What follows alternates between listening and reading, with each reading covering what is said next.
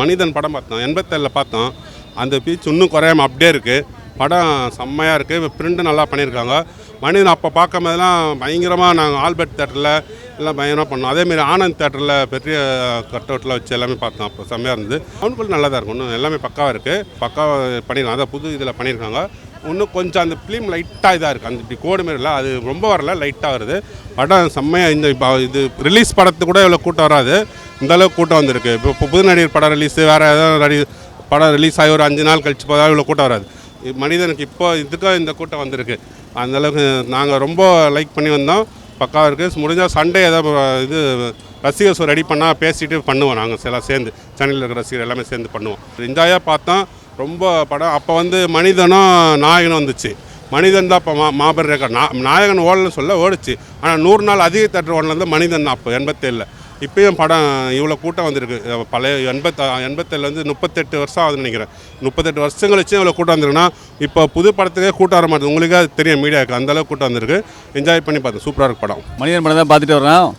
நான் 1987 அப்போ இந்த படம் வர்றப்போ எனக்கு 15 வயசு. எனக்கு என்னோடய நேட்டிவ் புதுக்கோட்டை. அப்போ நான் அங்கே பார்த்தோம். 1987 தலைவருக்கு எல்லாமே சூப்பர் ஹிட்டாக அமைஞ்ச படம். அதில் இந்த படம் தலைவரோட 16 இண்டஸ்ட்ரி ஹிட்டில் இந்த படம் ஒன்று. 1987 தலைவர் கொடுத்த ஒரு இண்டஸ்ட்ரி ஹிட்டு இந்த படம். 1987 பயங்கர கலெக்ஷன், சில்வர் ஜூலி ஓன படம்.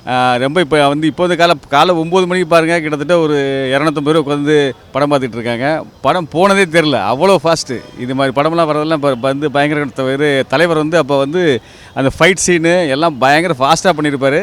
படம் சூப்பராக இருந்துச்சு. அடுத்து தலைவர் ரிலீஸ் பண்ணால் எனக்கு என்னோட ஆசை பில்லா பண்ணணுங்கிறது என்னோட ஆசை. எனக்கு 1980 அதுவும் ஒரு இண்டஸ்ட்ரி ஹிட் தான். 1980 வந்த படத்தில் முரட்டுக்காலை, பில்லா 2 படம். அதில் பில்லா பண்ணால் இன்னும் நல்லா பரப்புறாங்க. இன்னும் லேட்டஸ்ட்டாக பார்க்க போனாக்க வீரா பண்ணலாம்.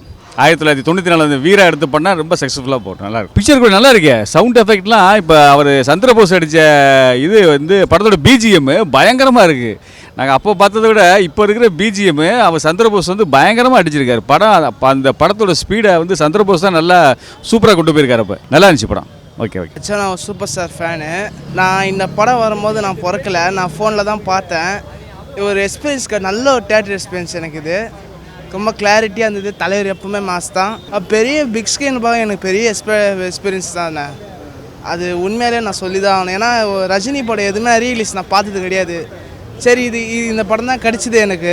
அதனால் இந்த படம் பார்த்தேன். ரொம்ப அற்புதமான படம். பிக்சர் குவாலிட்டி உண்மையிலே சூப்பராக. சவுண்ட் எஃபெக்ட் அப்போது 1987 வந்தது இந்த படம்.